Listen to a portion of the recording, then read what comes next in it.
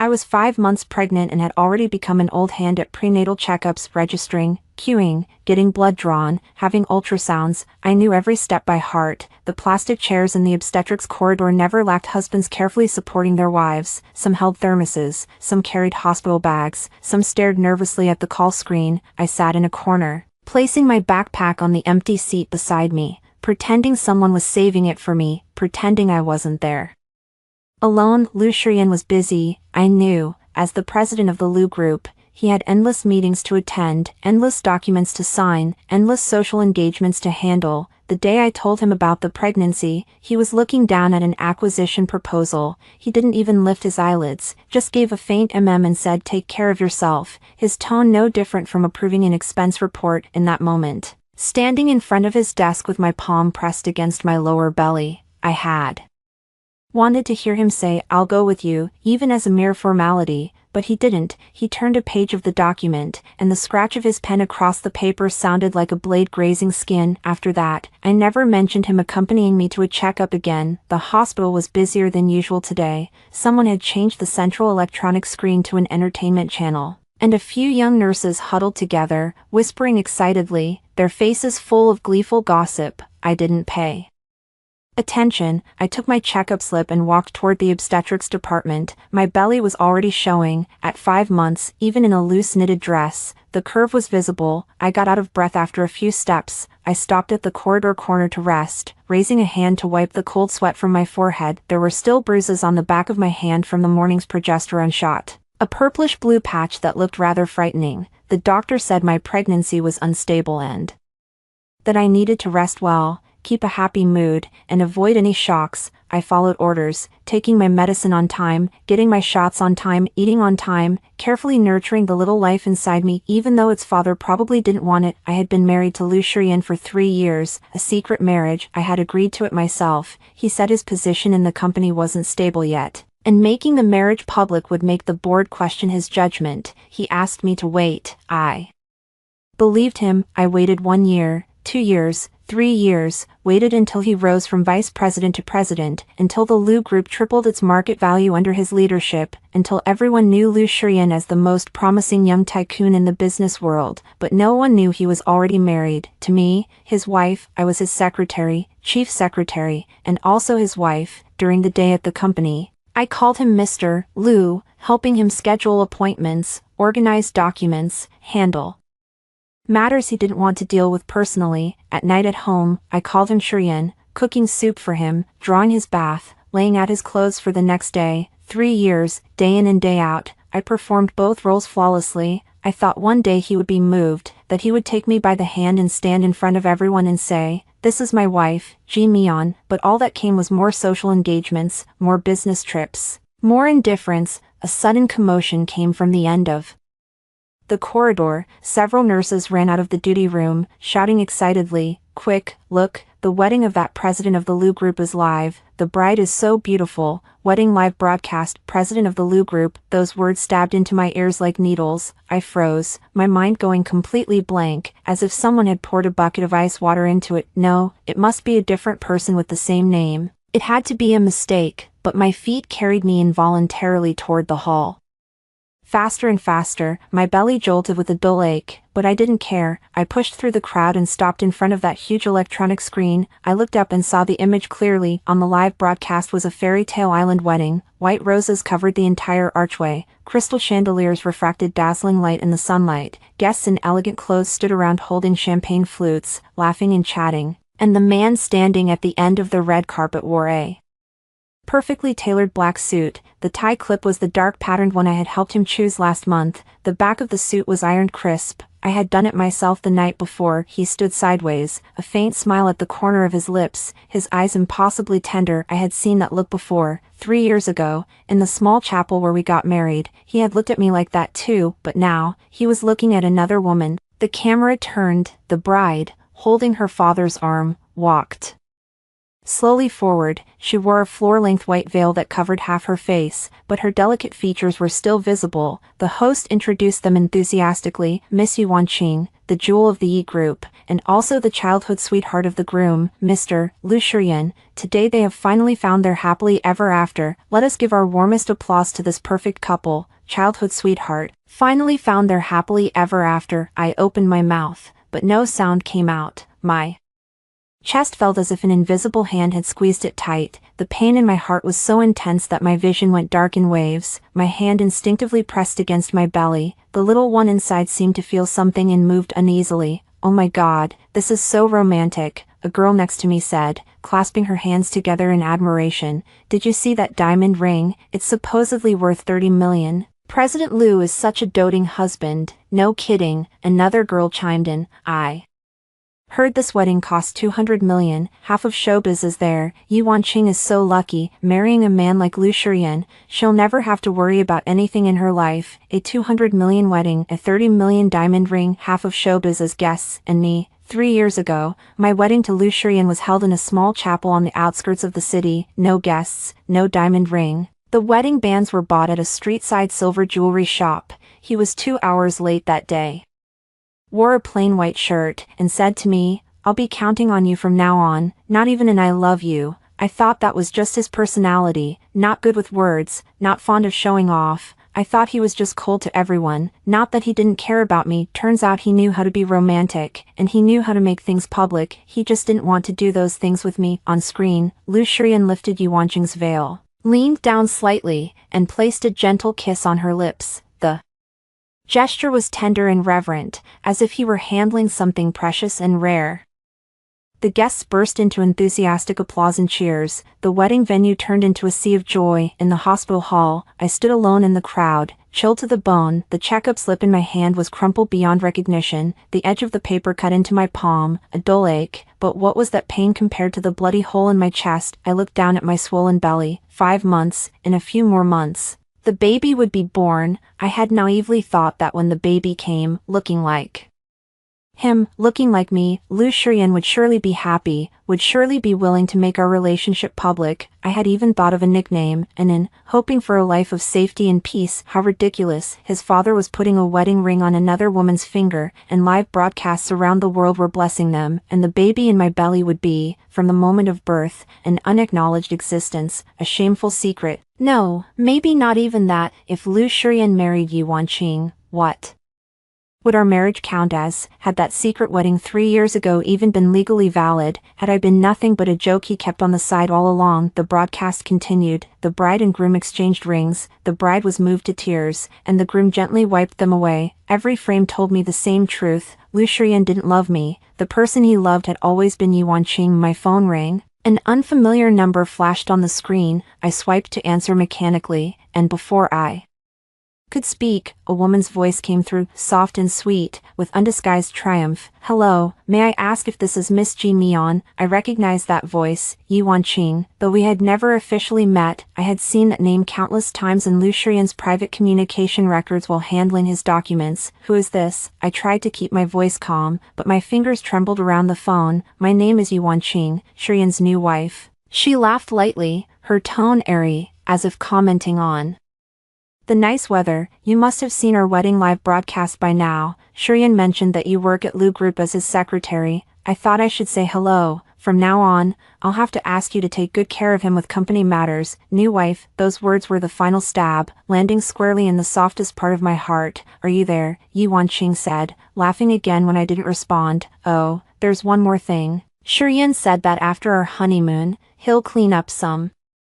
unnecessary staff in the company. You've worked hard as his secretary for 3 years, so he asked me to tell you that you'll get every penny of compensation you deserve. Unnecessary staff compensation. I opened my mouth, and finally managed to squeeze out a sentence from my dry throat. Let Lu Shiyan tell me himself. Yuanqing gave a soft laugh, tinged with pity, mockery, and a condescending sense of superiority. Shiyan is busy entertaining guests right now. He doesn't have time to take calls. Besides, don't you think, if he wanted to talk to you, he would have called you himself? I shuddered, and the phone nearly slipped from my hand. She was right. If he wanted to talk to me, Why would he have Yi Wanqing make the call? If he still had even a fraction of feeling for me, how could he not even bother to tell me himself? Miss G, know when to step back. Yi Wanqing's voice turned cold. Shurian is soft-hearted and can't bring himself to kick you out, so I'll play the bad guy. We know about the baby, don't worry, the Liu family won't be stingy, you'll get every penny of child support, it's just that this child will have nothing to do with the Liu family from now on.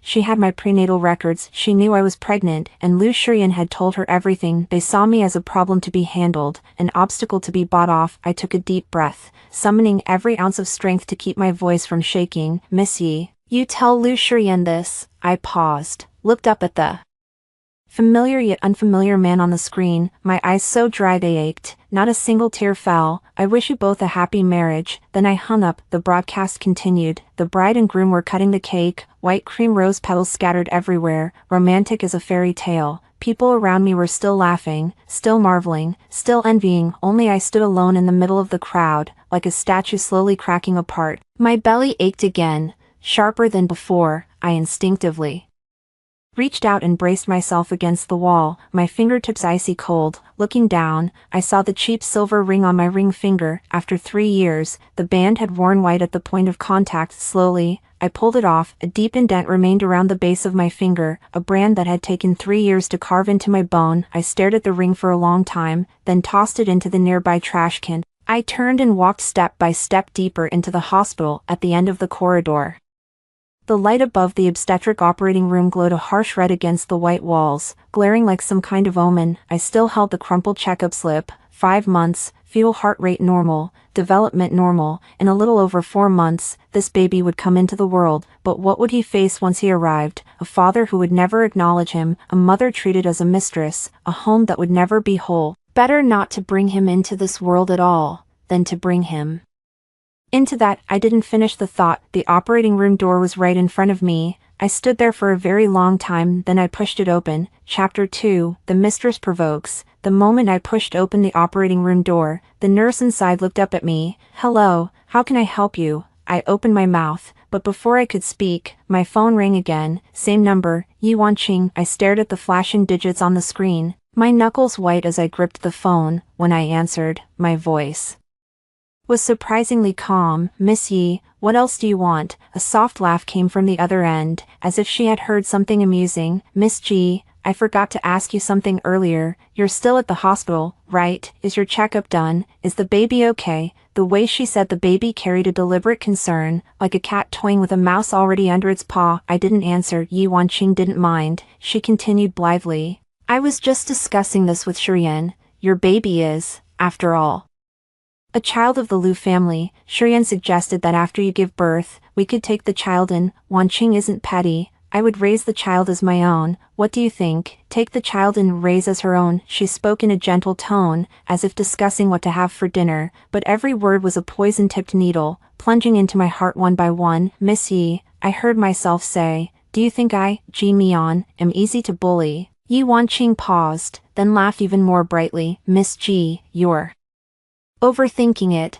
I just think it must be hard for you to raise a child alone.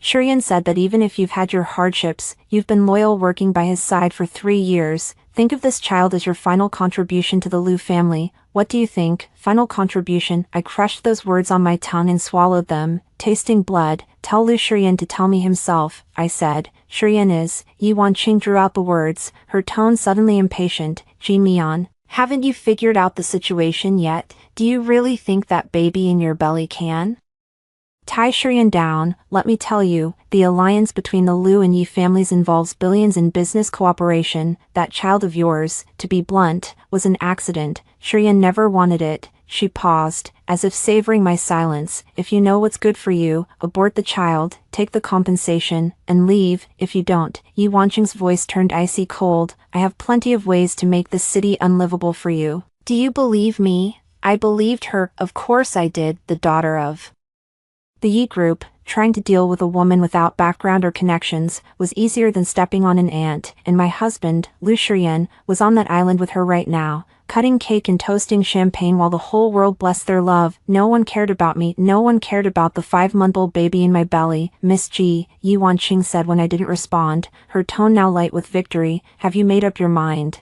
I slowly exhaled. Miss Yi, I have only one question.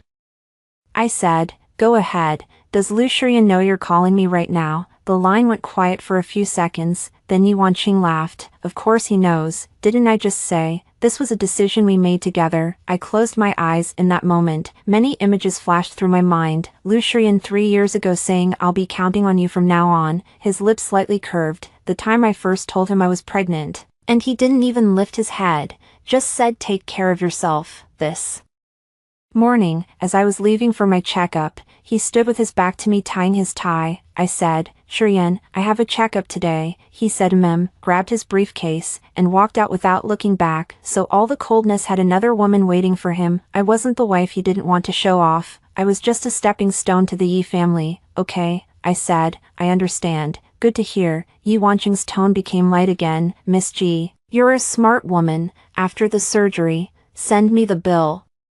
I'll cover it. I didn't answer. I just hung up at the operating room door. The nurse was still standing there, looking at me uneasily. She had probably overheard snippets and didn't know what to say. I looked up and gave her a smile. It must have been ugly, because she looked even more nervous. I'd like to schedule a surgery, I said. The nurse blinked. Her gaze involuntarily fell on my protruding belly. Carefully, she asked. What kind of surgery? I unfolded the crumpled checkup slip, smoothed it out, and laid it flat on the counter. A termination. The nurse's face changed. She opened her mouth, her eyes darting between my belly and my face, as if wanting to say something but not daring. Miss, at this stage, it's very dangerous. She struggled for words, and according to regulations, a termination this late requires a family member's signature. I don't have any family. I cut her off. Then, the nurse glanced at the fading ring mark on my ring finger, seeming to understand. Her expression shifted from surprise to pity. Miss, would you like to reconsider? 5 months, the baby is already formed, and your health, I said. I don't have family. I enunciated each word. The father of the child is dead. The nurse froze. I pushed the checkup slip forward, pressing my fingertip against the line that said heart rate normal,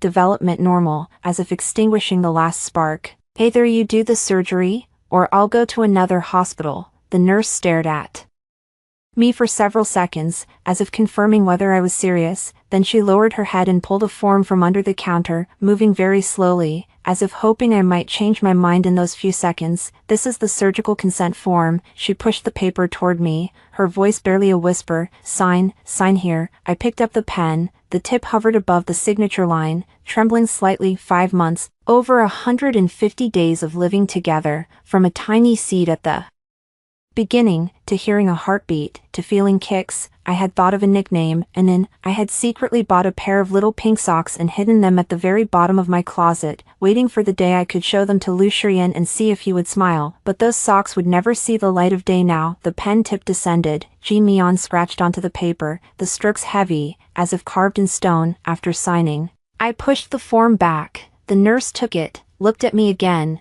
and suddenly her eyes reddened. She worked in this department. She had probably seen many such scenes, but she still wasn't used to it. Please wait a moment. I'll arrange it. I nodded and sat down on the bench in the corridor, my hands folded on my knees, my spine straight. People passing by glanced at me occasionally, then hurried away. At the end of the corridor, the broadcast continued. The volume was low, but I could still hear the host narrating the couple's love story, childhood, sweethearts, perfect together, finally united. I reached into my pocket and took out my phone. Lu Shiyan's avatar appeared, a suited profile, not even a full face. I opened our chat and sent him one last message. Lu Shiyan, goodbye. After sending it, I deleted all my contacts of him, WeChat, phone, email, every possible way to reach him, blocked and deleted. Then I turned the phone over, screen down on my lap. The little one kicked again, lighter than before, as if sensing something and saying its final goodbye. I didn't look down, I didn't touch my belly, I just sat there, looking at the gray sky outside the window, motionless. After an unknown amount of time, the nurse came out with a hospital gown and said softly, Miss G, we're ready, please come with me. I stood and followed her down the corridor. With each step, my belly felt heavier, as if something inside was pulling me back, stopping me from going forward. I didn't stop. The operating room door opened before me. The operating light was blinding. The anesthesiologist stood beside the table and gestured for me to lie down. I lay down. The light on the ceiling swayed before my eyes. I stared at it until my eyes began to sting, to dry, to ache. When the anesthetic needle went into my spine, I didn't cry. When the drug began to take effect, I didn't cry. Just before the last bit of consciousness was swallowed by darkness, I heard the nurse ask softly, "Miss G, are you absolutely sure?" I didn't answer, because I didn't know what exactly sure meant. Sure about ending this child's life? Sure about ending this marriage, or sure about uprooting that man named Lucien from my life entirely? I only knew that as the anesthesia fully took effect, I felt something slowly draining from my body. All the love of 3 years, all the hopes, all the compromises ground into dust, all of it drained away. I was left empty. Chapter 3, Decision to Disappear. When I woke up, it was dark outside. Only a bedside lamp was on in the ward, casting a small patch of warm yellow light onto the white sheets. The air smelled of disinfectant mixed with a faint bloody odor. I lay there with my eyes open for a long time, staring at the crack in the ceiling. My body felt light, as if someone had hollowed me out, leaving only bones and skin. I tried to move my fingers. My fingertips touched a flat lower belly. The 5-month curve was gone. Nothing, absolutely nothing left. I slowly sat up. A dull pain radiated from my abdomen, like a wound cut by a blunt knife, not sharp, but heavy and deep, tugging at my entire lower body. I looked down at my flat stomach, pressed my palm against it. It was still and quiet. No one kicked me anymore. And in, I said the nickname in my heart once, then swallowed it back down. Footsteps sounded outside the ward. The nurse pushed the door open, saw me sitting up, and paused. She walked over quickly, placed a glass of warm water on the nightstand, and spoke cautiously. "Miss G, how are you feeling? Any dizziness?" "I'm fine," I said. My voice was so hoarse it felt like gravel. The nurse studied me for a moment, as if wanting to ask, "Where is your family?" or "Is anyone coming to pick you up?" But in the end, she said nothing, just pushed the water closer to my hand and said, "The doctor says you need bed rest for at least 3 days. You'll be very weak after the surgery. You must not catch a chill or overexert yourself, otherwise you might have long-term health issues." 3 days. I nodded and said nothing. The nurse stood there for a while, as if making sure I wouldn't suddenly faint. Then she sighed and left. I was alone again. I leaned against the headboard, picked up the warm water, and drank it slowly. The water was very hot, scalding my tongue, but I needed that real pain to confirm I was still alive. After finishing the water, I set the cup down, threw off the covers, and got out of bed. The moment my feet touched the floor, my legs buckled. I grabbed the bed rail to keep from falling. A sharp cramp twisted through my lower abdomen. I gritted my teeth, pressed my forehead against the cold wall, and waited for the pain to pass. Then I straightened up and began to dress. When I pulled on my knitted dress, the waist was loose and empty. The fabric clung to my body without the previous curve. I looked down, confirmed that I wouldn't cry over that detail, then picked up my backpack and pushed open the ward door in the corridor. The night shift nurse was dozing in the duty room and didn't notice me. I walked step by step to the elevator and pressed the button, waiting for it to rise from the first floor. When the elevator doors opened, a man stood inside holding a newborn baby. Beside him was his exhausted but smiling wife. He held the baby's head carefully and said to his wife, "Look, his eyes are like yours." I stepped into the elevator and stood beside them, expressionless, staring at my reflection in the metal doors. The couple got off on the 3rd floor. Before leaving, the man glanced back at me with a puzzled look. He probably wondered why a woman who had just had surgery would be leaving the hospital alone late at night, with no one by her side. I didn't look at him. The elevator reached the 1st floor, the doors opened, the late-night hall was empty, the daytime bustle gone, the electronic screen dark. I walked through the hall, pushed open the glass doors, and the night wind hit me in the face, cold enough to bite. May nights shouldn't be this cold. I stood outside the hospital for a moment, then hailed a taxi and gave the address where I had lived for 3 years. The cab crossed half the city. Neon lights flashed by the windows, red, green, blue, like a dream that would never end. The driver glanced at me in the rearview mirror, probably thinking this pale-faced woman seemed off, but didn't ask. The car stopped at the entrance of the villa complex. I paid and got out. The moment I pushed open the front door, I was met with the familiar cold emptiness. The large living room was devoid of People, moonlight streamed through the floor-to-ceiling windows, laying a silver-white sheen on the floor. At the entrance, Lucian's slippers sat where I had placed them that morning, toes pointing outward. He wasn't back yet. No, he wouldn't be back today. He was on the island, spending his wedding night with his new bride. I changed my shoes, walked into the living room, and sat down on the sofa. I had sat on the sofa for 3 years. The leather was worn shiny in places. I had sat here countless nights waiting for him to come back from social events, from business trips, from overtime. Sometimes I fell asleep waiting, and woke up the next morning covered with a blanket, put there by the housekeeper. Not him. No need to wait today. I put my backpack on the sofa, stood up, and got to work. I started with the walk-in closet. I found a few large black garbage bags and took all my clothes off the hangers, folding each piece and placing it inside. In 3 years, I hadn't bought many clothes for myself, mostly business attire, black, gray, navy, matching the colors of his suits, always dull, never warm. Half the closet was now empty. His suits hung neatly on his side, black, charcoal, patterned, each one ironed by me. I reached out and touched the sleeve of one. The fabric was cool, like everything else in this house. Then the bathroom, my toothbrush, towel, skincare products, all swept into garbage bags. The only perfume he had ever given me sat on the vanity. I picked it up, looked at it for a moment, then tossed it into the bag too. On the nightstand in the bedroom sat our wedding photo. It wasn't really a wedding photo, just a snapshot taken in front of the chapel. I wore a simple white dress. He wore a white shirt. We stood stiffly, like taking a passport photo. No wedding gown, no flowers, no photographer. The priest had used my phone to take it. The resolution wasn't great, a bit blurry when enlarged. I picked up the frame, opened it, and slid the photo out. Then I tore it in half. His half fell to the floor. I held my half for a few seconds, then dropped it into the garbage bag. Next, the study. As his chief secretary, half of the filing cabinets in the study were mine. Over 3 years, the contracts, proposals, meeting minutes I had helped him organize filled 2 whole rows of cabinets. I opened the doors, took out all my backup files, and fed them one by one into the shredder. The machine's hum was especially loud in the dead of night.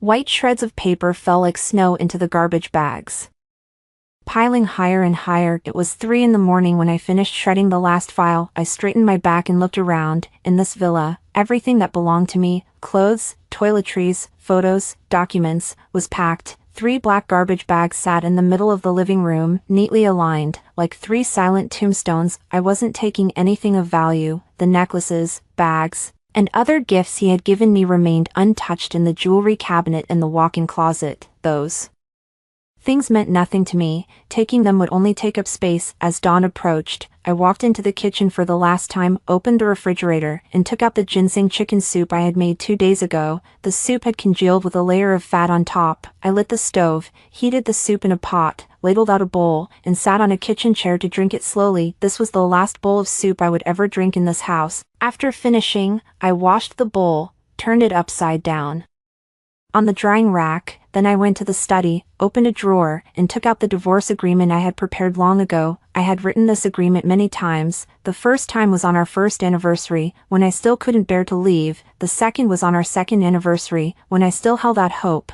The third was last month, when I was 4 months pregnant and came back alone from a prenatal checkup. Each time, I thought I was preparing for the worst. Each time, after finishing, I shoved the agreement to the back of the drawer and told myself it hadn't come to that yet. Now it had. I flipped to the last page and signed G. Meon on the line for the wife. My strokes were steady, without a moment's hesitation. Then below, I added 2 lines. The child is gone, you no longer have to be troubled, and I no longer have to wait. I placed the agreement on the living room coffee table, weighting it down with an ashtray to make sure he would see it. Dawn broke, sunlight poured through the floor-to-ceiling windows, flooding the living room with light. I picked up the 3 black garbage bags and carried them one by one to the trash cans outside. Then I returned to the living room, stood at the entrance, and took one last look at the house I had lived in for 3 years. 3 years, over 1,000 days and nights. All that remained were 3 bags of trash and a divorce agreement. I closed the door, removed the key from my keychain, and slipped it under the door. Then I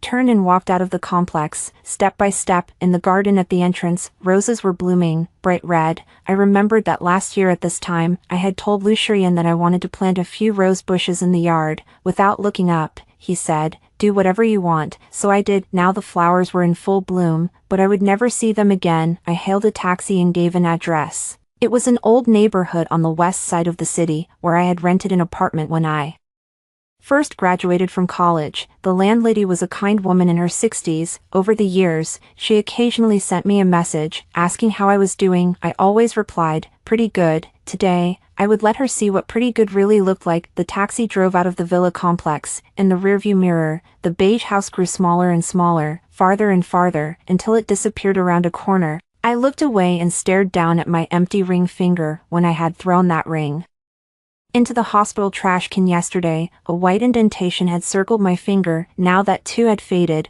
almost invisible. 3 years, not even a mark left behind. I turned my hand over, palm up, and rested it on my knee. From today on, these hands would never iron a suit, cook soup, or organize files for anyone again. From today on, Ji Mian had disappeared completely. Chapter 4, Empty Shell of a Home. Liu Shiyan returned to the city 3 days after the wedding, when his private plane landed at the airport. It was already 10 at night. He sat in the back of his Rolls-Royce, loosened his tie, and rubbed his temples. Yi Wanqing had stayed on the island, saying she wanted to spend a few more days with her parents. He had come back alone. There was an important merger case at the company that required his signature, and it couldn't wait. Mr. Liu, back to the office or home? The driver, Old Chen, asked. Glancing in the rearview mirror, home, Liu Shiyan said. Then, after a pause, he added, Xiangshan Villa. Old Chen nodded, turned on the turn signal, and merged onto the expressway leading to Xiangshan Villa. Liu Shiyan leaned back in his seat, closing his eyes to rest. Streetlights passed by the window one by one, their orange light flickering across his face. He realized that he had been so busy on the island these past 3 days, wedding, socializing, media interviews, that he had barely looked at his phone. Once in a while, he opened WeChat. The chat pinned at the top was quiet. Not a single message. Ji Mian was probably upset. He would have to coax her when he got back. He'd have his assistant buy that necklace she'd like last time. Even though she couldn't wear it while pregnant, it would be nice for her to look it in her jewelry box. Pregnancy. Liu Shiyan frowned. Come to think of it, Yi Wanqing had mentioned something about Ji Mian on the wedding day. There was too much noise around. He hadn't heard clearly, and later forgot to ask. Never mind. He'd deal with it when he got home. The car stopped at the entrance of Xiangshan Villa. Liu Shiyan got out, walked to the front door, and reached for his keys. He patted one pocket, empty. He frowned, patted another, still empty. No keys. He frowned, trying to recall. He remembered that on the morning of the wedding, when he changed his suit, the keys had been in the tray at the entrance. Had Ji Mian put them away? He rang the doorbell. No answer. He rang again. Still no answer. Liu Shiyan's expression darkened. Ji Mian was usually home at this time, especially since becoming pregnant. She came back early every day to cook soup and make dinner, like clockwork. What was going on today? He took out his phone and called Ji Mian. The number you have dialed is turned off. He called again. Still off. Liu Shiyan's heart sank a little. He crouched down and felt under the door. His fingertips touched something cold and metallic. He pulled it out. A key. His house key. She had slipped the key under the door. Liu Shiyan's hand stopped. An inexplicable premonition rose from the base of his spine, crawling up his back to the back of his neck, cold and creeping. He quickly picked up the key, inserted it into the lock, turned it twice. Click. The door opened. The living room was pitch black. The curtains were tightly drawn. The air smelled musty, as if the room hadn't been ventilated in a long time. Liu Shiyan reached in and flipped the switch. As the crystal chandelier lit up, he froze in the doorway. The living room was the same sofa, same coffee table, same decorative painting on the wall above the TV, but something was different. He couldn't say what. He changed his shoes and walked inside, glancing around. On the coffee table, a piece of paper was weighed down by an ashtray, its corners curling up. He walked over, bent down, picked it up, and saw the words, divorce agreement, 5 bold black characters on white A4 paper, blindingly stark. Liu Shiyan's pupils contracted sharply. He quickly flipped to the last page and saw Ji Mian's signature and the 2 lines she had handwritten. The child is gone. You no longer have to be troubled, and I no longer have to wait. The child was gone. He stared at those 4 words for a full 10 seconds. His mind felt as if a bomb had gone off, blasting everything into white noise. He opened his mouth, and a vague syllable emerged from his throat, like a name he hadn't had time to call out. Ji Mian. No answer. Ji Mian. His voice echoed through the empty living room, bounced off the walls, and came back to him as a mocking echo. Lucien slammed the divorce agreement onto the coffee table and ran into the bedroom. The bed was neatly made, the quilt folded square, the nightstand bare. He pulled open the closet doors. The left side, once filled with women's clothes, was now completely empty, just a few hangers swaying slightly on the rod. In the bathroom, her toothbrush, cup, skincare, all gone. The vanity was spotless. Not a single bottle of toner left. In the walk-in closet, her jewelry box was turned upside down in a drawer. Everything inside was there, the necklaces, bracelets, earrings he had given her, piled together as if in silent mockery. Lucien stood at the entrance to the walk-in closet, his fingers gripping the doorframe until his knuckles turned white. He had known Jean Mion for 3 years. This woman never lost her temper without reason, never made unreasonable demands. She could handle everything on her own, could work at the office until 2 in the morning and still get up at 7 to make him breakfast. She wasn't the type to just disappear without reason, unless she truly didn't want to be found anymore. He spun around, strode into the study, and yanked open Jean Mion's filing cabinets. Both rows were empty, only in the bottom drawer were a few shreds of paper, white scraps scattered haphazardly at the bottom. He reached in and picked up a piece. Half of a contract character remained. A fragment of some contract he had signed, all shredded, every document she had handled in 3 years, completely cleaned out. Lucien's temples throbbed, blood rushed to his head, the veins bulging with pain. He took out his phone and dialed a number. Find Jean Mion's location, now, immediately. The person on the other end must have sensed something wrong in his voice, because they responded quickly. A few minutes later, they called back, sounding hesitant. Mr. Liu, Miss G's phone was last located at the First People's Hospital, 3 days ago, around noon, no location signal after that. 3 days ago, First People's Hospital. Lucien's fingers trembled as he held the phone. 3 days ago, that was the day of the wedding. The wedding live broadcast flashed through his mind, followed by Yi Wanqing's vague words. I've already taken care of that secretary of yours. Taken care of how? Lucien hung up and dialed another number. This time it rang for a long time before being picked up. In the background, he could hear the wind and waves of the island. Yi Wanqing's voice was lazy, tinged with the annoyance of being woken up. Shurian, why are you calling so late? What did you say to Jean Mion? Lucien's voice was so low it sounded foreign even to himself. The line went quiet for 2 seconds, then Yi Wanqing laughed lightly, her tone casual. Nothing much, I just told her that we're married and that she should stop bothering you. Shurian, you're not going to blame me for this, are you?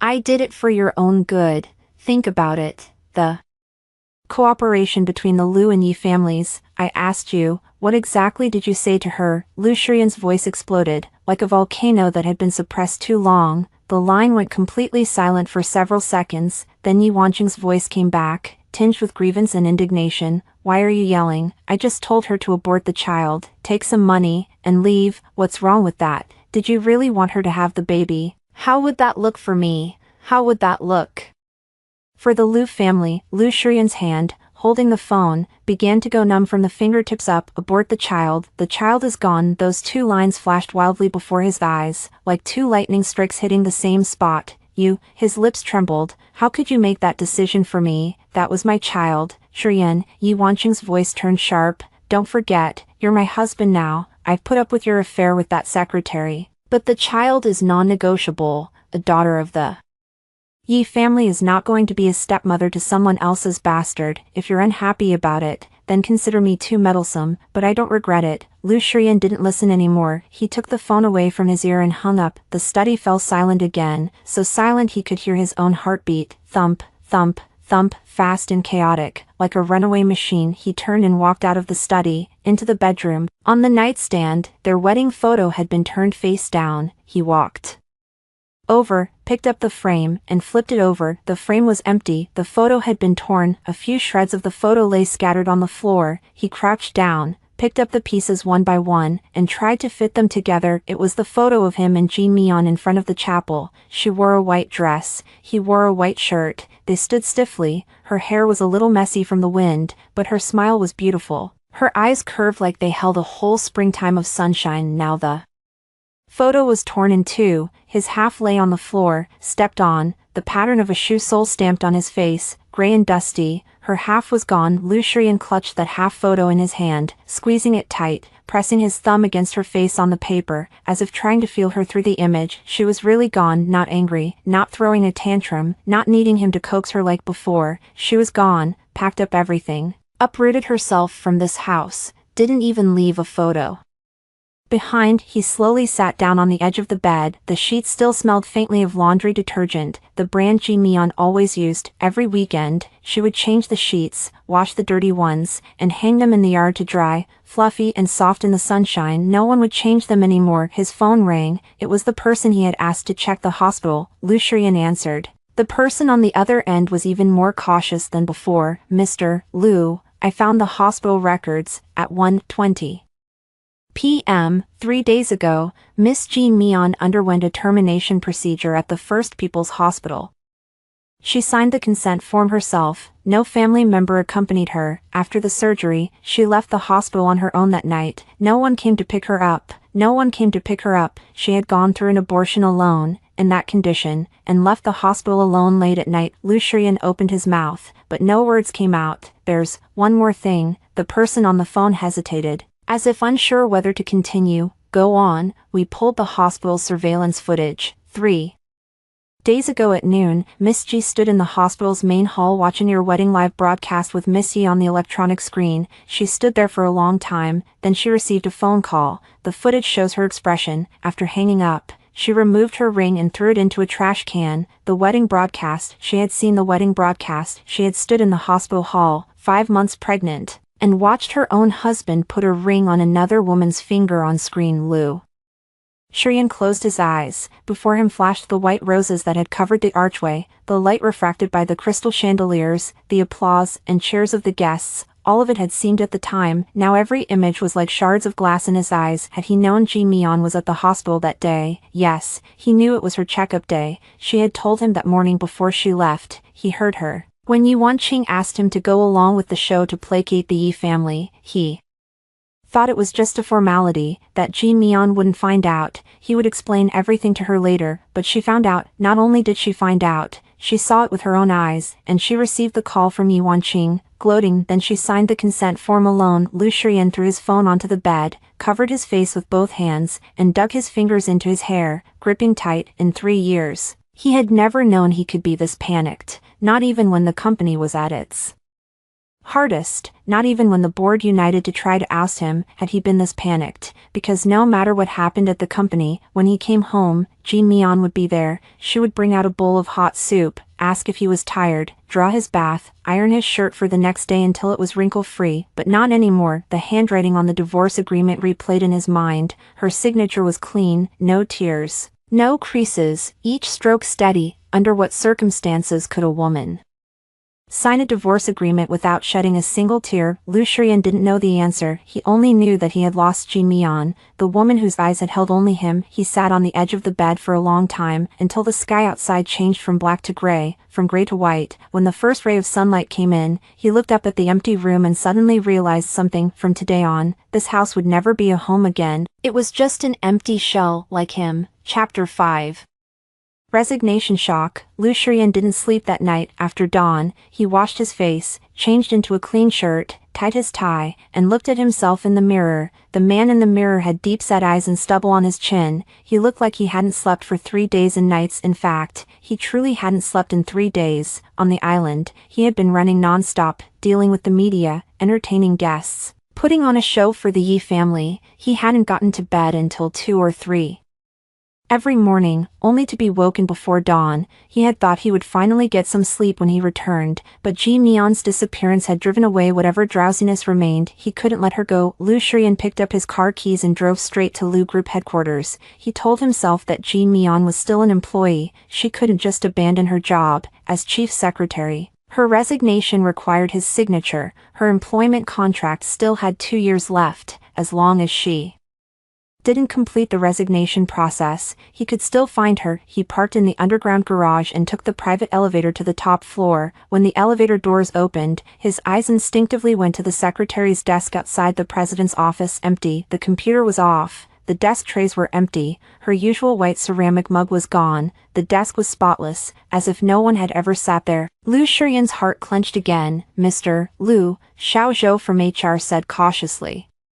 Approaching with a document bag in her hands, her expression was nervous. "We found this on Secretary Ji's desk this morning. Inside, there's a resignation letter and some documents." Xiao Zhou didn't finish because Lu Shiyan had already snatched the bag, torn it open, and dumped the contents on the desk, an envelope and a thick document. He opened the envelope first. The resignation letter was typed, but the signature was handwritten, Ji Mian, the same as on the divorce agreement from the night before. The strokes were clean and decisive, without a hint of hesitation. The letter was brief. "Due to personal reasons, I, Ji Mian, hereby resign from my position as Chief Secretary of Lu Group, having been employed for 3 years. I am grateful for the support. I request no compensation and no farewell. I wish Mr. Lu a bright future. Grateful for the support. Wish Mr. Lu a bright future." Every word was polite as a business email. Over 3 years, she had helped him draft thousands of emails, each one properly worded and flawless. Now she had left him her last email, equally proper, equally flawless, and equally cold. Lu Shiyan put down the resignation letter and picked up the thick document. As he opened the cover, he froze. It was a share transfer agreement, all of Ji Mian's shares in Lu Group, 0.8%, not a lot, but they had been gifted to her by Lu Shiyan 3 years ago. When they first married, he had said, "This is my security for you." She had said, "I don't want it." He had said, "You must take it." Only then had she accepted. For 3 years, those 0.8% shares had sat quietly in her name. She never asked about dividends, never attended shareholder meetings, as if those stocks were just meaningless numbers. Now she had transferred them all back to him. Gratuitous transfer. The recipient's signature line was already signed by her. She could mimic his signature perfectly. As chief secretary, it was a basic skill. Over the years, she had signed countless documents that didn't require his personal review. Today, for the last time, she used that skill to sign for the return of her own shares. Lu Shiyan's hands began to shake, not from anger, but from a bone-deep chill. She had left too cleanly, clothes and daily necessities all removed, photos torn with only half left, documents all shredded, key slipped under the door, shares gratuitously returned. Resignation letter polite and distant. It was as if she wanted to erase every trace of herself from this city, become a wisp of smoke that would dissipate and leave nothing behind. "Mr. Lu," Xiao Zhou was still standing there, speaking timidly. "How should we handle Secretary Ji's resignation process?" Lu Shiyan didn't answer. He stared at the share transfer document for a long time, then suddenly looked up. "Have HR pull up all the information Ji Mian filled out when she joined, emergency contacts, home address, ID card copy, everything that could help us find her, all of it." Xiao Zhou nodded and turned to leave, and Lu Shiyan called after her, "Inform HR that I am not approving Ji Mian's resignation, keep the chief secretary position open, wait for her to come back." Xiao Zhou opened her mouth, probably wanting to remind him that the resignation letter was very clear, but seeing Lu Shiyan's expression, she swallowed her words and simply said, "Yes, Mr. Lu." Before hurrying out. Half an hour later, Xiao Zhou returned with Ji Mian's onboarding documents, her expression even more troubled than before. "Mr. Lu, I've pulled all the documents, but, on her onboarding form, Secretary Ji listed you as her emergency contact, your name and number, and the home address she wrote was the Xiangshan Villa address." Lu Shiyan opened the file and saw the familiar onboarding form, filled out 3 years ago. The paper had yellowed slightly, but the handwriting was clear. Under emergency contact, it read Lu Shiyan in bold characters, relationship spouse, and his private phone number. The home address was the Xiangshan Villa address. 3 years ago, when she filled out this form, she had considered the entire Lu Group her home. Now she was gone, and there was no one in this home who could help him find her. Anything else? Lu Shiyan closed the file, his voice hoarse. Xiao Zhou hesitated, then said, "HR checked Secretary Ji's personnel file. On her resume, the parents section was blank. Her diploma shows Jiangqing University, but when we called to verify, they said there's no record of a Ji Mian in their graduate database, no parent information. Even her educational background was fake." Lu Shiyan froze. He had been married to Ji Mian for 3 years, had slept beside her for 3 years. She had never voluntarily mentioned her past, and he had never asked. He only knew she had joined through an open recruitment, performed excellently, and quickly rose from ordinary secretary to chief, where she came from, who her parents were. What she had experienced before, he never knew. It wasn't that she intentionally hid it, it was that he never asked. In 3 years, his understanding of her was less than his understanding of an average client. At least before meeting a client, he had someone do background research, investigate the person's background, preferences, weaknesses. But Ji Mian, who had slept beside him for over 1,000 nights, did he know what she liked? When was her birthday? What was she afraid of? What did she think about when she was alone? He knew nothing. Lu Shiyan put the documents on his desk and slowly leaned back in his chair. Outside the office's floor-to-ceiling windows, the city's sky was overcast and gray, like a dirty washcloth that wouldn't come clean. He stared out the window for a long time, then picked up his phone and dialed a number. "Find me a private investigator, the best, no expense spared." The voice on the other end acknowledged. Lu Shiyan hung up and looked at the share transfer document on his desk. Sunlight streamed through the window, hitting the paper and making her handwriting glow. No shares, no assets, not even a word left behind, he murmured to himself, his voice barely audible, as if speaking to the air. "Ji Mian, what do you want me to do?" No one answered him in the office, only the hum of the central air conditioning, like a silent mockery, steady and unrelenting. Chapter 6, Citywide Search. The private investigator reported to Lu Group that same afternoon. His surname was Qin, early 40s, buzz cut, dark gray jacket, with eyes as sharp as an eagles. He sat across from Lu Shiyan on the sofa, laid Ji Mian's photo on the coffee table, and opened a notebook beside it. "Mr. Lu,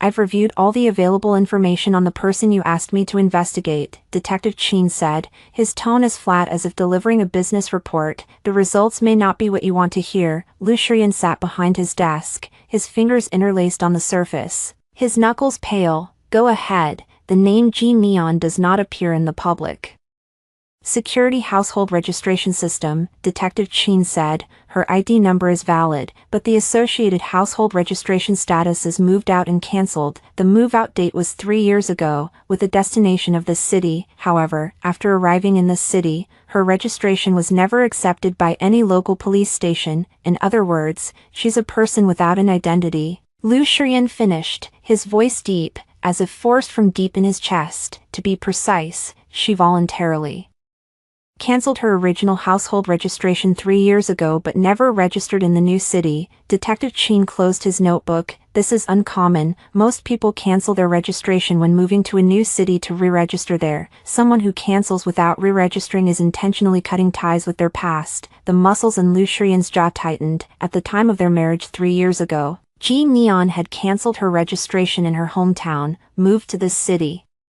but never re-registered. She had severed her past completely and then, as a person who didn't exist, married him, and he had known nothing about it. What about her hometown? Where was she from? "In city," Detective Qin said, "a small northern city. I sent someone to check in city, her school, her neighborhood, people who knew her. Nothing came up, not because someone deliberately erased it, but because too much time had passed, and she probably did a thorough cleanup before leaving. The leads are very limited." Lu Shiyan closed his eyes and pressed his palm against his throbbing temples. "In city, in 3 years, Ji Mian had never mentioned this place in front of him. During holidays, she never talked about going home, and he never asked. He had simply assumed she had no family, which had been convenient and hassle-free. Anything else?" he asked. "One thing." Detective Qin pulled a few sheets of paper from his bag and slid them across the coffee table. "These are surveillance images from the First People's Hospital 3 days ago.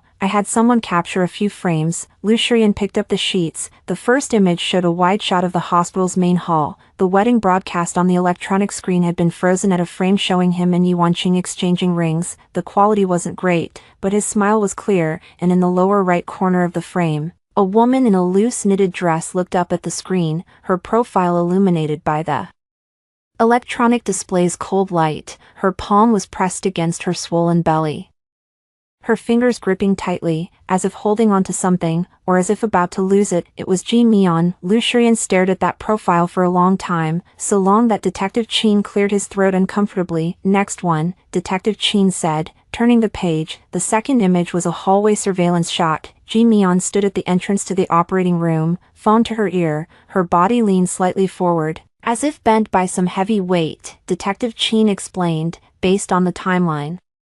This call should be the one Yuan Qing made to her. Then the third, the operating room door opened, and she walked inside. Her 5-month pregnant body cast a long shadow under the bright operating light, trailing behind her on the floor like a torn black veil. The timestamp on the image read 1:20 p.m. the 4th, 9:47 p.m. She walked out of the hospital alone, her figure much thinner than when she had entered. Her pregnant belly gone, the night wind blew her hair across most of her face. She hailed a taxi and disappeared into a blind spot in the surveillance. After that, Lu Shurian's voice was very hoarse. That's it, Detective Chin said, spreading his hands. I tracked the taxi by its license plate and found the driver. He said she returned to Xiangshan Villa that night, then took another taxi the next morning to an old neighborhood in the west part of the city. That neighborhood is too old, with poor surveillance coverage. Her trail went cold there. I can go search that neighborhood. I already did. There was a hint of unintentional sympathy in Detective Chin's voice. I went door to door. No one had seen her. I also found her landlady there, a woman in her 60s.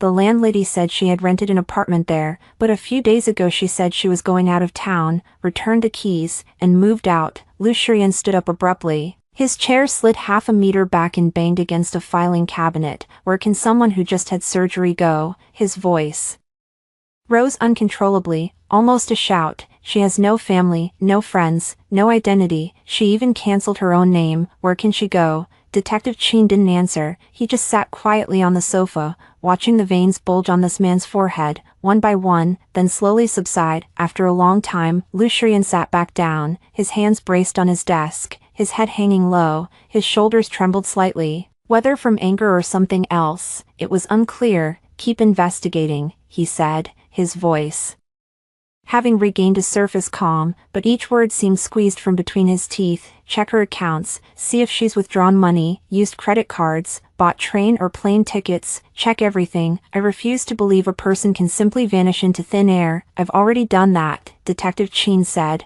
Her bank account was opened 3 years ago. There was some money in it, but not much. 3 days ago, she withdrew all the cash in one go. 200,000 yuan. The account hasn't moved since.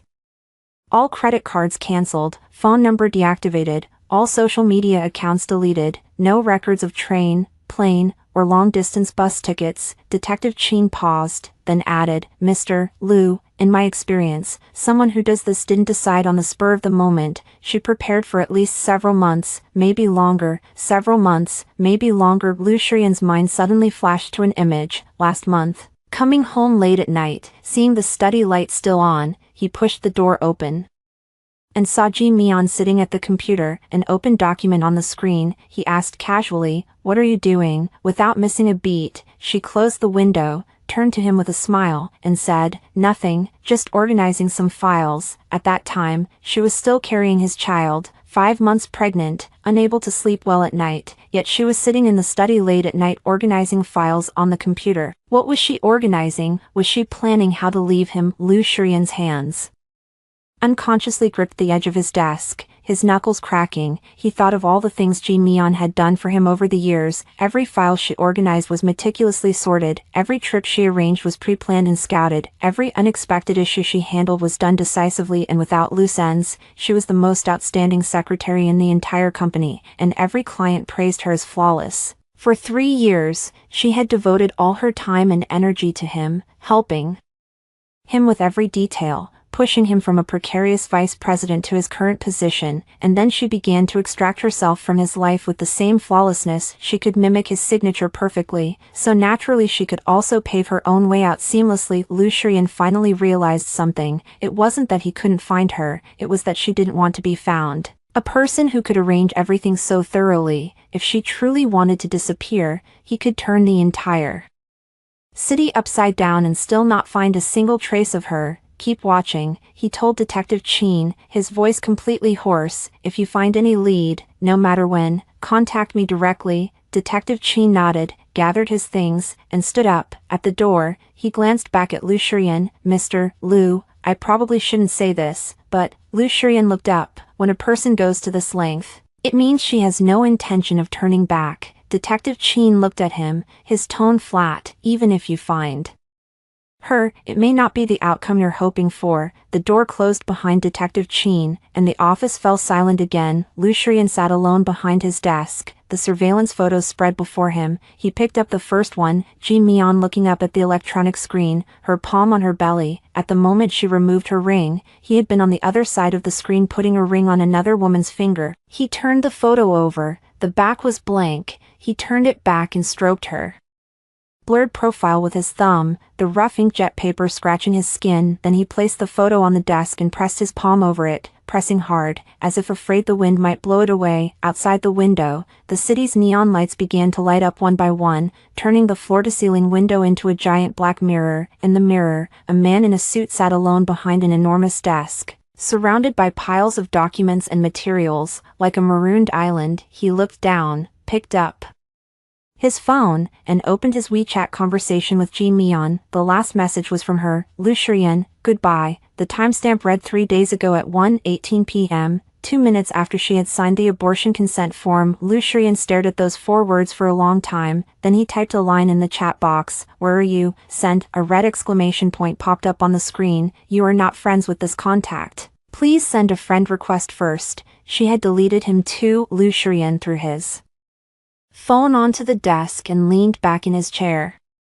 Covering his eyes with his hand, light leaked through the gaps between his fingers, painfully bright, but he didn't turn off the light. He just sat there, covering his eyes, in the glaring brightness. For a very long time, the whole city was ablaze with lights, but none of them were meant for him anymore. Chapter 7, The Truth, Missed. Lu Shurian locked himself in his office for 3 days. His assistant delivered documents to the door every day. He signed them and slipped them back out through the crack, never emerging himself. Everyone in the company sensed something wrong, but no one dared to ask. Yi Wanqing, after returning from the island, came looking for him twice. The first time, she was turned away at the lobby. The second time, she pushed her way to the top floor, only to be rebuffed in the hallway with a curt "I'm in a meeting." She stood outside the door for 5 minutes, her face livid, then left. On the morning of the 4th day, Detective Chin's call came in, Mr. Liu.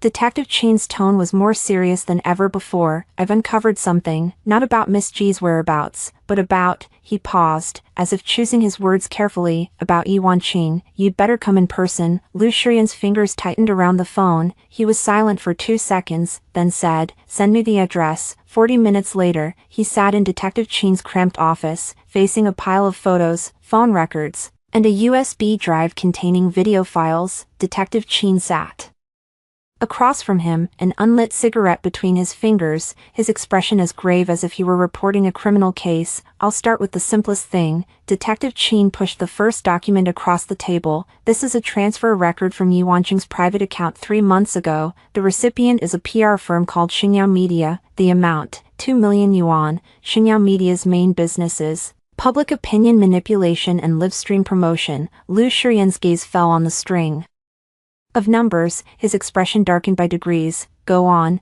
Detective Chin pushed over a stack of photos. The photos showed several people, men and women, in various locations: hospital corridors, coffee shops, underground parking garages. Although the angles and lighting varied, the same woman's profile appeared in each photo. These people were hired by Xingyao Media 3 months ago to follow Ji Mian. Detective Chin pointed to the blurry figures in the photos. They staked out her route to and from work every day, recording her schedule, social interactions, habits. 2 of them even disguised themselves as patients and infiltrated the hospital where she had her prenatal checkups, obtaining her prenatal reports. Lu Shurian's breathing quickened. He remembered, about 3 months ago, Ji Mian had mentioned something. She said she felt like someone had been following her and asked if he could arrange for a company driver to pick her up and drop her off. At the time, he had been busy preparing the cooperation proposal with the Yi family. Without looking up, he'd said she was overthinking it. The matter was never brought up again. She hadn't been overthinking it, she had been followed, and he hadn't even given her a driver. The wedding live broadcast, Lu Shurian said, his voice raspy and low, scraped from the depths of his throat. The broadcast on the hospital's electronic screen that day, was that also they're doing? Detective Chin didn't answer directly. He plugged the USB drive into his computer, opened a video, and turned the screen toward Lu Shurian. This is surveillance footage from the First People's Hospital, not from that day, from a week earlier. The image showed the hospital's main hall, the electronic screen in view, the timestamp read 2:15 a.m., the hospital was closed, the hall empty. A man in a maintenance uniform walked up to the electronic screen, opened the control panel, connected an external signal source, and spent a few minutes adjusting it until a clear live broadcast image appeared on the screen. After finishing, he took out his phone, sent a text, packed up his tools, and left. The whole process took less than 10 minutes. This man is a technician for Xingyao Media. Detective Qin pointed at the maintenance man's face on the screen. He infiltrated the hospital system a week in advance and connected the live signal source to the electronic screen in the main hall. So that day, on the screen directly facing the obstetrics department, the floor where Ji Mian went for her checkup, they played the live broadcast of your wedding to Yi Wanqing in real time. Lu Shiyan's fingers clenched into fists on the table, his knuckles cracking audibly. This was no coincidence, it was a carefully orchestrated trap. 3 months of tracking Ji Mian, learning her checkup schedule, hacking the hospital's electronic system a week early, and then on the wedding day, precisely at the time of her checkup, launching the live broadcast. Every step was calculated. They wanted her to see, at her most vulnerable moment, in the least expected place, her own husband marrying another woman. And that phone call, what about the phone call? Lu Shiyan's voice was almost trembling. The call Yi Wanqing made to Ji Mian that day. Detective Qin pushed over another call log. This one listed Yi Wanqing's calls over the past 3 months in detail. One number appeared frequently. The planning director of Xingyao Media. The calls were most concentrated in the 3 days before the wedding and on the wedding day. According to the call records and subsequent witness statements, Detective Qin said, his tone professional and calm, but each word landed like a hammer on ice. The content of Yi Wanqing's call to Ji Mian was pre-written by Xingyao Media's planning team. They studied Ji Mian's psychological resilience, personality traits, and past experiences, and specially designed a script most likely to shatter her mental defenses. Detective Qin opened his notebook and read aloud. First, emphasize the identity of new wife to make her aware of her weak legal and moral position. Second, imply that Lu Shiyan knew and approved of the call, cutting off her last emotional support. Third, end with compensation, positioning her as someone who can be dismissed with money, completely destroying her dignity. Lu Shiyan opened his mouth, but no sound came out. He remembered the image from the hospital surveillance, Ji Mian standing outside the operating room, phone to her ear, body leaning forward slightly, as if someone had punched her in the chest. Then she hung up, removed her ring, and walked into the operating room. Those words had not come from Yi Wanqing alone. She had hired an entire team to figure out how to destroy Ji Mian, using the most professional scripts, the most precise angles of attack, the most lethal emotional jabs, and the live broadcast. That grand wedding watched by millions had never been a celebration of love. It was a trap laid by Yi Wanqing, a ritual to eliminate the obstacle named Ji Mian. What did Yi Wanqing stand to gain? Lu Shiyan's voice was so low it seemed squeezed through his teeth. She's already the heiress of the Yi family. She has everything she could want. Why go to such lengths against Ji Mian? Detective Qin looked at him, his gaze carrying an unspoken "you still don't understand." He was silent for a few seconds, then said, Mr. Lu, the evidence I have here is enough to charge Yi Wanqing with at least 3 crimes. Hiring others to commit harm, violating personal information, and illegal intrusion into computer systems. If you want to pursue this, I can contact a lawyer right now. The office was quiet for a long time, so long that the traffic noise from the street outside became grating. Lu Shiyan slowly stood up. He didn't look at Detective Qin, didn't look at the photos and documents on the table. He walked to the window and stood with his back to the room, the line of his shoulders rigid as a stone slab. Contact a lawyer, he said. Detective Qin blinked, apparently surprised by Lu Shiyan's decisiveness. Are you sure? The Yi family. Contact a lawyer. Lu Shiyan cut him off, his voice devoid of any warmth. I want Yi Wanqing to answer for that child's life. The last 3 words were spoken very softly as a feather landing on a blade. Detective Qin didn't speak again. He gathered the documents, stood up, paused at the door as if about to say something, then left without a word. Lu Shiyan was alone in the office. He stood at the window, watching the ant-like traffic in crowds below, the sunlight stretching his shadow long and distorted across the floor behind him. After a long time, he slowly crouched down, covering his face with both hands. He remembered 3 months ago, when Ji Mian said to him, "Shurian, I think someone's been following me," and he had said, "You're overthinking it." Without looking up, he remembered how after she got pregnant, she went to the hospital alone every day for progesterone shots, her hand covered in bruises, and still came home to iron his suits, cook his soup, organize his files. He never asked if it hurt. He remembered the morning of the wedding, when she stood at the entrance and said, "Shurian, I have a prenatal checkup today," and he had said grabbed his briefcase, and walked away without looking back. If he had looked back that day, even just one glance, maybe everything would be different. But he had done nothing. He had done absolutely nothing. The person who destroyed Ji Mian wasn't only Yi Wanqing, it was also him. Chapter 8, The Mastermind. The day the lawyer's letter arrived at the Yi family, the entire business community of the city exploded. Lu Shurian gave the Yi family no room to maneuver. He mobilized Lu Group's legal team and all the evidence collected by Detective Qin, filing a lawsuit directly with the court. The complaint listed 4 charges: hiring others to commit stalking, violating personal information, illegal intrusion into computer systems, and intentional harm resulting in the termination of a pregnancy. Each charge was supported by irrefutable evidence, transfer records, call logs, surveillance screenshots, technical reports. Yi Wanqing was taken from her own home. According to reports, she had been trying on a haute couture gown just flown in from Paris, preparing for an upcoming charity gala. When the police arrived, she was still holding a glass of champagne, her smile frozen on her face like a broken mirror. The Yi family's lawyer rushed to the scene, but faced with the evidence Lu Shurian had provided, even the bail application was denied. After the news spread, Lu Shurian received a call from Yi Wanqing's father, Yi Zhenhua. "Lu Shurian, what the hell do you think you're doing?" Yi Zhenhua's voice slammed through the phone, full of authority and fury. "Wanqing is your new wife, you've just married her, and now you send her to a detention center. Where does that leave the Yi family's face?" Lu Shurian sat in his office.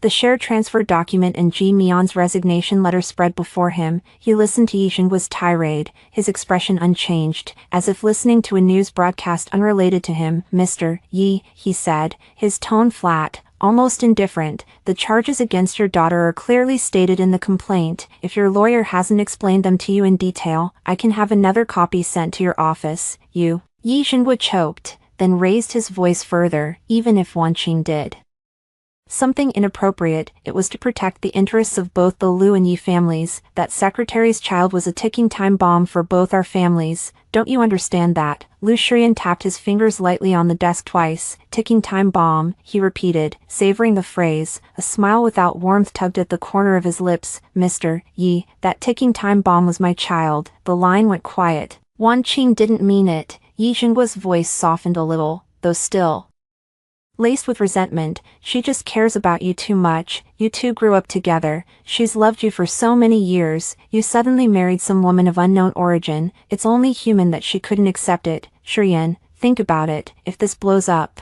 what will happen to our two families' cooperation?" "Mr. Yi," Lu Shurian interrupted, "all cooperation between Lu Group and Yi Group was suspended yesterday." "What?" "The legal department will send the formal termination letters to your email this morning." Lu Shurian's voice was steady, as if reading a meeting summary. "Penalties will be paid in full according to the contract terms. From today on, Lu Group and Yi Group have no relationship whatsoever." Yi Zhenhua was silent on the other end for a full 10 seconds, then his voice changed from anger to something close to pleading, a tone that sounded especially awkward and humiliating coming from a man accustomed to being above everyone else. "Shurian, calm down. Business isn't about emotions. Our two families' cooperation involves projects worth billions. If you do this, the board of directors..." "Mr. Yi, I am perfectly calm," Lu Shurian said. "The person who isn't calm is your daughter." He paused, then said, word by word, "She destroyed my home, so I'll destroy hers. Isn't that fair?" Yi Zhenhua tried to say something more, but Lu Shurian had already hung up. He turned his phone face down on the desk and leaned back in his chair, staring at the ceiling. The fluorescent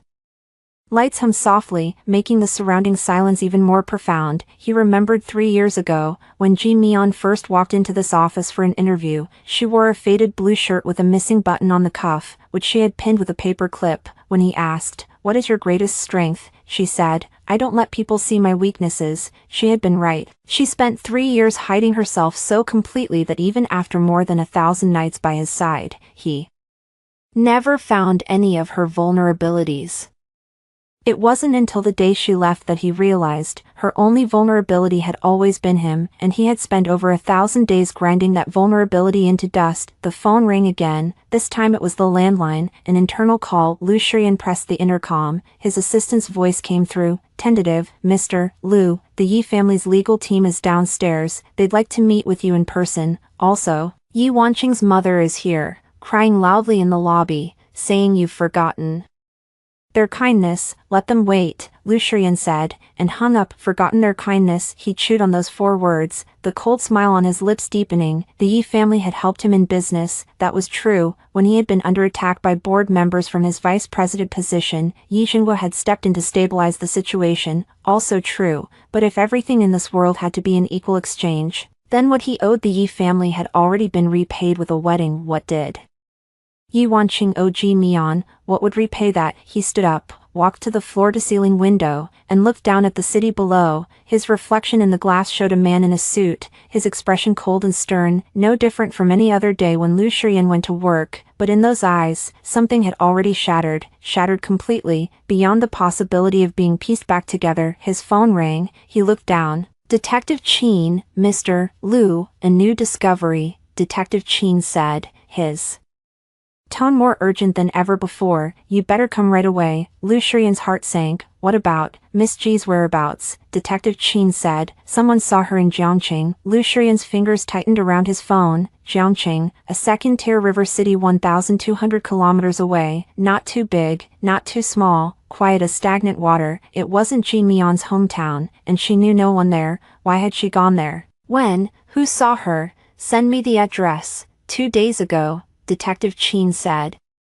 "In an urban village on the east side of the city," the witness said. He paused. The witness said she had lost a lot of weight and had cut her hair short. She looked like she was recovering from a serious illness. She ate a bowl of noodles at a small shop, paid with cash, spoke to no one, and left, recovering from a serious illness. The 4th month after her abortion. Lu Shiyan closed his eyes. Before him flashed the surveillance image. She walked out of the operating room, the night wind blowing her hair, her figure thin, alone, hailing a taxi and disappearing into the depths of the city. From that day to now, 4 full months had passed, 4 months without using a bank card, without making a single phone call, without leaving any trace on any social platform. She had made herself invisible, and he had only now, after 4 months, caught a glimpse of her shadow. "The address," he said, his voice deep as if forced from the depths of his chest. "Send me the detailed address, Mr. Liu." Detective Qin's tone held a trace of hesitation. "One more thing, my people in Jiangqing found not only Miss G's trail, someone else is also looking for her." Lu Shiyan's pupils contracted slightly. "Who?" A 2-second silence on the line. "Yi Wanqing's people," Detective Qin said. "Although she's in detention, her lawyer has been sending messages on her behalf. The Yi family is also searching for Miss G, and what? And their goal seems to go beyond just finding her." Lu Shiyan's fingers produced a faint cracking sound as they gripped his phone. In the glass wall, his reflection was intermittently illuminated by the city's neon lights, his expression growing fierce in the shifting light and shadow. "Send all your people to Jiangqing," he said. "I want to find her before the Yi family does." "Understood." After hanging up, Lu Shiyan stood at the window for a long time. The city outside was bright with lights, the red tail lights of cars like streams of blood flowing along the streets. This city's nights were always lively, always noisy, always full of new stories covering old wounds, but he couldn't see any of it. He could only see the surveillance footage of that woman walking out of the operating room alone, the night wind strong, blowing her hair and her clothes, as she wrapped her coat tighter and walked step by step into the darkness. Never looking back, he looked down at his reflection in the glass, moved his lips, and uttered a sentence only he could. "Here, Ji Mian, when I find you." He didn't finish, because he didn't know what he would say after he found her. "I'm sorry. Too late. I love you. Too late." Chapter 9, 5 years of transformation. 5 years later, autumn in Jiangqing came later than in the north. By the end of October, the leaves of the plane trees along the streets were only just beginning to turn yellow. The urban village on the east side of the city had been completely demolished the previous year, and in its place stood a 38-story commercial building, its glass curtain wall reflected the sparkling light on the river, making it a new landmark in Jiangqing. In the top-floor conference room of that building, a merger negotiation that could shake half the business world was underway. The long table was flanked by people in suits and ties, each with thick documents before them. At the head of the table sat Lu Shiyan, president of Lu Group. 5 years had left visible marks on his face, a few white strands at his temples, deeper frown lines between his brows, slightly sunken eye sockets that made him look 7 or 8 years older than his actual age, but his eyes remained sharp, even sharper than 5 years ago, like a blade honed on a whetstone. The past 5 years had not been kind to Lu Group. After breaking with the Yi family, Yi Xinhua had united several old-line enterprises to challenge Lu Shiyan on the board. Combined with setbacks on several major projects, Lu Group's stock price had hit an all-time low. The board had met 3 times to vote him out, but he had held on, selling off underperforming assets, cutting all business lines related to the Yi family, and slowly pulling Lu Group out of the mire. The cost was that he was much thinner than 5 years ago. The collarbones visible above his shirt collar were sharp enough to hurt. Today's merger was the most critical battle since his comeback. The company on the other side was called Zhaohe Capital, an international investment firm that had appeared seemingly out of nowhere 3 years ago, backed by mysterious and abundant capital. Its behind-the-scenes operator was known in the industry as the merger queen. Her moves were fast, precise, and ruthless, and she had never failed. If Lu Group could secure cooperation with Zhaohe, it could finally shake off the shadow of the Yi family and regain solid footing. But the merger queen never appeared in public. All negotiations were conducted via video conference, and even her voice was modulated. Today was the first in-person meeting. The chair at the head of the opposite side was still empty. The conference room door opened. Lu Shiyan looked up, his gaze casually sweeping over, and then he froze. The woman who entered wore a smoky gray tailored suit, clean lines, sharp silhouette, with black high heels that clicked crisply and authoritatively on the marble floor. Her hair was cut very short, just above her ears, revealing a graceful neck and jawline. She wore light makeup, and her brows and eyes carried a cool, distant aura that made people hesitate to approach. She was much thinner than 5 years ago, but her back was very straight. She walked without looking sideways, as if nothing in the world deserved her attention. It was Ji Mian. Lu Shiyan's fingers dug into the armrests of his chair, his knuckles turning white in an instant. He opened his mouth, but his throat felt as if someone had stuffed a burning coal into it. No sound came out. 5 years. He had searched for her for 5 full years, from Jiangqing to City, from south to north, scouring every place she might have appeared. He had even bought an apartment in that old neighborhood where she had once rented, staying there a few days each month,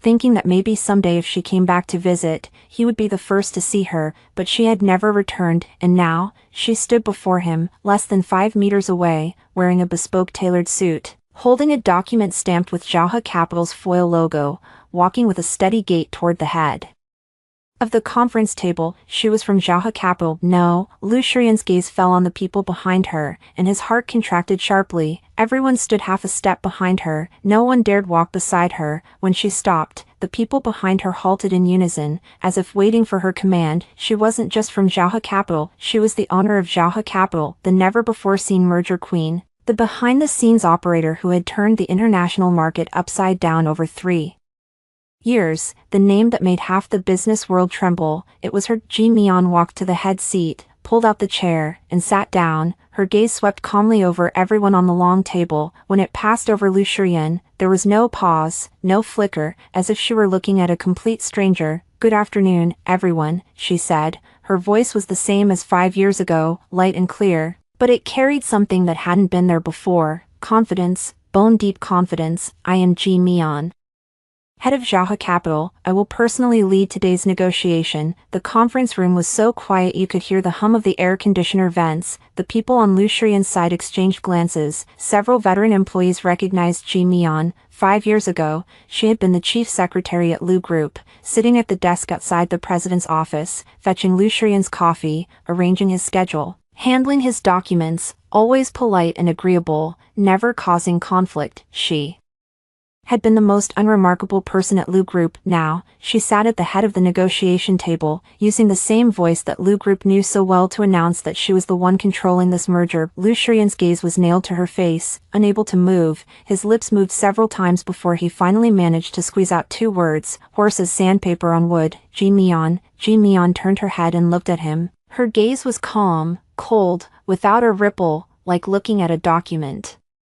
that had been flipped through many times before. Mr. Lu, she nodded slightly, her tone polite and distant. Long time no see. When Lu Shiyan heard those four words, his chest felt as if it had been slammed by a blunt object. 5 years ago, on her resignation letter, she had written the same phrase, "I wish Mr. Lu a bright future." 5 years later, she said long time no see to his face, in the same tone, polite, clean, without any warmth. She wasn't reminiscing, she was telling him, "We are now nothing more than a business relationship. Let's begin the negotiation," Ji Mian said, opening her document, her tone businesslike as if she had not seen his expression. Zhaohe's intention is clear. Lu Group currently has 3 assets in the southern district with significant potential, but their valuations are inflated. We need to conduct a new due diligence. Ji Mian. Lu Shiyan said her name again, his voice even lower, carrying a pleading quality. "Can we talk alone?" The atmosphere in the room shifted subtly. People on Lu Shiyan's side lowered their heads to pretend to read documents, while those on Zhaohe's side stared at their computer screens expressionlessly. Everyone sensed the anomaly, but no one dared to make a sound. Ji Mian put down the document and looked up at him. A slight curve appeared at the corner of her mouth. It wasn't a smile, just an extremely polite arc, like a response to an unreasonable request from a business partner she barely knew. "Mr. Lu, this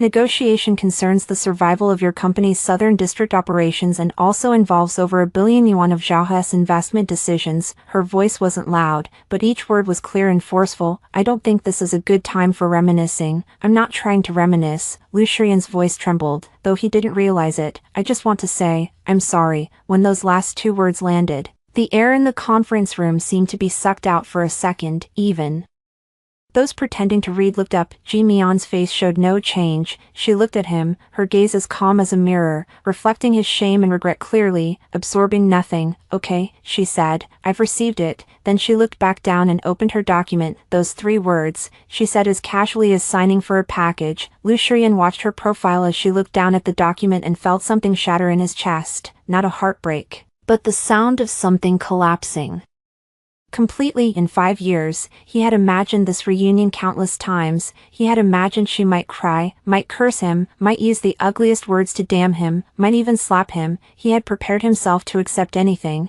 He had even hoped she would curse or hit him, because at least that would mean she still cared. But she did nothing. She just glanced at him indifferently and said, "Okay, I've received it," as if to say, "Lu Shiyan, your apology means nothing to me anymore." The negotiation lasted an hour and a half. Ji Mian controlled the pace throughout, her logic clear, her data precise. Every question struck at the core, causing the financial director on Lu Shiyan's side to wipe his forehead repeatedly. She was no longer the secretary who sat outside the president's office and fetched his coffee. She was a woman who could pin the entire Lu Group to the negotiation table and strip off a layer of its skin. Lu Shiyan said almost nothing throughout. His gaze never left her. He watched her fingers as she flipped through documents.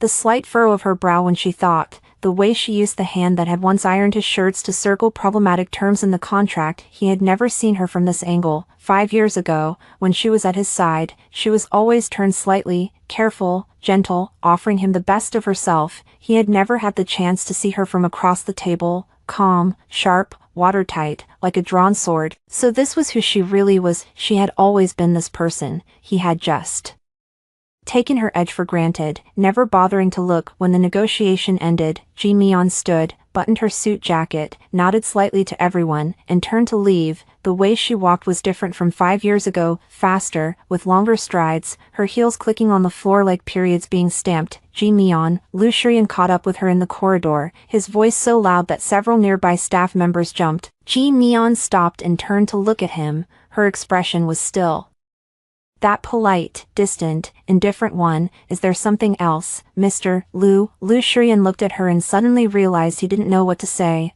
All the words he had prepared over 5 years were now stuck in his throat. He looked at her short, clean hair, her thin jawline, the fine lines at the corners of her eyes that hadn't been there 5 years ago. He wanted to ask how she had been these 5 years. Whether her health had suffered after the surgery, whether she still remembered the child. Named Anin, but what right did he have to ask? He was the one who had pushed her into that operating room. Tomorrow, there's another round of negotiations, he finally said, his voice hoarse and unfamiliar. Still in the conference room, Ji Mian nodded and turned to continue walking. After a few steps, she paused. Without looking back, Mr. Liu, she said, we don't need to see each other again tomorrow. Then she walked into the elevator. The metal doors slid shut behind her, swallowing her thin figure. As the elevator descended, Ji Mian leaned against the wall, closed her eyes, and slowly exhaled. Her right hand instinctively pressed against her lower abdomen, a habit she had developed 5 years ago, unconsciously touching the place that had once swelled. 5 years ago, there was nothing there. 5 years later, there was still nothing. She opened her eyes and looked at her reflection in the elevator's mirror. Short hair, light makeup, smoky gray bespoke suit, a Patek Philippe on her wrist that she had acquired at an auction in Switzerland the previous year. She was now the sole owner of Zhaohe Capital, worth tens of billions, with a team managing over 100 billion yuan in assets globally. Her name appeared on financial headlines more often than Liu Shiyan's had in his prime. She had spent 5 years turning herself into someone who needed no one. When the elevator doors opened, she stepped out into the Jiangqing autumn wind, which carried the dampness of the river and the sweet scent of distant osmanthus. She wrapped her coat tighter and walked toward the black Maybach waiting at the entrance. Her phone beeped, a message from her assistant. MSG, shall we proceed with tomorrow's negotiation as planned? She stared at the line of text on the screen for a few seconds, then typed a single character, proceed. After sending the message, she put away her phone and got into the car. As the door closed, she glanced at the rearview mirror. A man in a suit stood at the entrance of the building, alone, his hair white at the temples tousled by the autumn wind. She looked away and said to the driver, go. The car pulled out of the building's parking lot and merged into Jiangqing's traffic. In the rearview mirror, the man's figure grew smaller and fainter, until finally, like the last glance she had cast at the Shanshan villa 5 years ago, it disappeared into the city's noise. She had walked for 5 full years to reach a place he could no longer touch.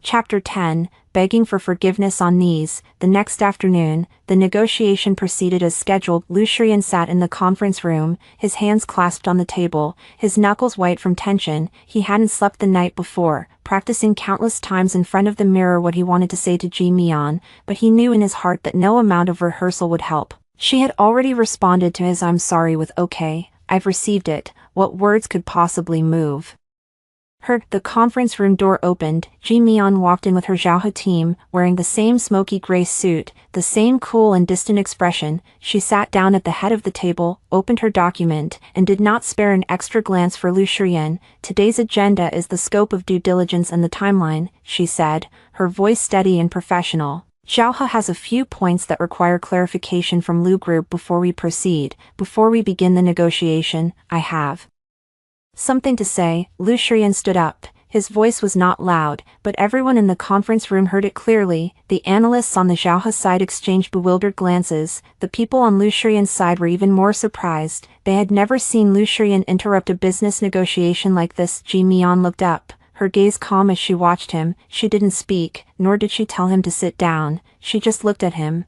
as if waiting for him to finish. Liu Shiyan took a deep breath and pushed his chair back. Then, under everyone's gaze, he slowly knelt down, the legs of his trousers pressed into the marble floor. The sound of his knees hitting the ground was muffled but distinct. The conference room fell into dead silence. Someone gasped, someone dropped a pen, which clattered on the table. The president of Liu Group, the proudest man in the business world, was kneeling on the negotiation floor, in front of dozens of people from both companies, before his ex-wife, Ji Mian. His voice was hoarse to the point of breaking, each word seeming to be squeezed out of the depths of his chest. I know I have no right to say this, but I've held these words in for 5 years. I have to say them, here, in front of everyone. He looked up, his eyes red-rimmed, but his gaze was fixed on her. I'm sorry. The conference room was as quiet as a tomb. 5 years ago, you went to your prenatal checkup alone, and I didn't accompany you. You said someone was following you, and I didn't believe you. When you saw my wedding live broadcast in the hospital and were pushed to the operating room door, I was on an island exchanging rings with another woman. He spoke each word, his voice shaking, his shoulders shaking. Yi Wanqing's call to you. I've investigated every word. It wasn't just her idea, it was a script designed by a whole team to destroy you, but I have no right to shift the blame to her, because in the end, I gave her the opportunity. He paused, his Adam's apple bobbing, as if swallowing something bitter. For 3 years, every night I've thought about it. If I had gone to the hospital with you that day, if I had listened to you and arranged a driver, if I had just looked back at you that morning before leaving the house, even just one glance. His voice finally broke completely, as if torn apart, but I didn't, not once. The atmosphere in the conference room was so heavy it was hard to breathe. Everyone on the Zhaohe side had their heads down, unable to watch. On the Lu Group side, an employee who had been with Lu Shiyan for 6 years quietly took off his glasses and wiped the corner of his eye with his sleeve. Ji Mian sat motionless, her hands were folded on her document, her nails cleanly trimmed, just like 5 years ago, without any adornment. She looked at the man kneeling on the floor, her gaze unflinching, without a flicker, as if watching a play that had nothing to do with her. Lu Shiyan pulled a small red velvet box from his inner pocket and opened it. Inside was a ring, not the cheap silver band from 5 years ago, but a custom-made diamond ring, finely cut, sparkling brilliantly under the conference room lights. 5 years ago, you threw the ring I gave you into the trash, he said. I don't blame you, that ring wasn't worthy of you. This one was custom-made 3 years ago. It's one of a kind in the world. I've carried it with me for 5 years, searching for you, going to every place you might have been. I wanted to find you, to put this ring back on your finger, and then tell you. He took a deep breath, and his voice finally steadied, carrying a desperate sincerity. Ji Mian, the greatest mistake of my life was losing you. Can you give me one more chance? Everyone held their breath. Sunlight streamed through the glass curtain wall, casting bright patches of light on the conference table. In the distance, a barge on the river sounded its horn, long and distant, like a sigh from another world. Ji Mian looked at the diamond ring sparkling in the red velvet box for a long time, then she reached out and took the box from his palm. A glimmer of light ignited in Lu Shiyan's eyes. Ji Mian held the ring box, looked down at it for a moment, then closed the lid. She placed the box on the table and pushed it back in front of Lu Shiyan. Mr. Lu, she said, her voice very soft, like a leaf falling on water. Don't you understand yet? Lu Shiyan's gaze froze. You're not kneeling to me, Ji Mian said, her voice as calm as a still lake. You're kneeling to the person you were 5 years ago. The person you're sorry for isn't me, it's the hole inside you that finally realized you made a mistake but has no chance to fix it. What you need isn't my forgiveness, it's a reason to keep living with yourself. She stood up, looking down at the man kneeling on the floor. There was no hate in her eyes, no resentment, no trace of the affection that had been there 5 years ago, only a faint, distant, almost compassionate pity. I can tell you, the child is gone. On the afternoon of your wedding live broadcast 5 years ago, I signed the consent form alone, lay down on the operating table alone. When the anesthesia went into my spine, no one was there to wipe my tears. After the surgery, I hemorrhaged and spent 3 days in the ICU. I nearly died on that hospital bed. Where were you then? You were on an island, on your honeymoon with Yi Wanqing. Someone in the conference room sniffled softly. No one knew who, but none of that matters anymore. Ji Mian continued, her tone still calm. What matters is that over these 5 years, I've walked the hardest road by myself. I don't need an apology, I don't need compensation, and I certainly don't need you to tell me you regret it. The reason I, Ji Mian, am alive today is because of myself, not you. She closed her document and stacked it neatly. As for the merger, Zhaohe will proceed with due diligence according to procedure. If Lu Group's assets meet the standards, the transaction will proceed according to market rules. If not, Zhaohe will not invest a single yuan more because of this little drama today. She picked up her bag and turned toward the door. Her heels clicked on the marble floor, each step crisp and decisive, like putting a final period on this long entanglement. At the door, she paused, turning her head slightly. The sunlight hit her profile, outlining her features clearly and cleanly. Mr. Lu, I wish you a bright future. The conference room door closed behind Lucian remained kneeling on the floor, his knees pressed into the cold marble, motionless. Before him lay the ring that had been pushed back, the red velvet box glaring brightly in the sunlight. 5 years, he had searched for 5 full years, and what he found in the end was not forgiveness, nor a reunion. It was her last words, the same as the resignation letter he had received 5 years ago. The day she left, she had said, "I wish you a bright future." 5 years later, she said it again. To his face, not sarcasm, not revenge, but her genuine good wishes, because she truly no longer needed him. Lucian slowly reached out, closed his palm around the red velvet box, and squeezed it tight. The edges of the box dug into the bones of his palm, but he didn't let go. Outside the window, the sunlight shifted little by little, moving from one end of the conference table to the other. Like time silently completing a cycle, he knelt there for a very long time. No one dared to help him up, because everyone knew he wasn't kneeling for this moment. He was kneeling for that afternoon 5 years ago when she signed the abortion consent form alone, for the woman he had never really looked at, for the child he would never be able to repay, and Ji Mian had already walked away. The end.